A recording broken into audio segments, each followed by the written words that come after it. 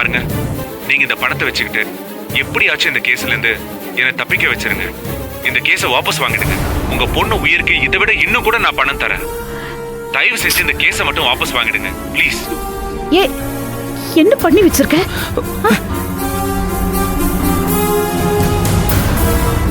என்னது?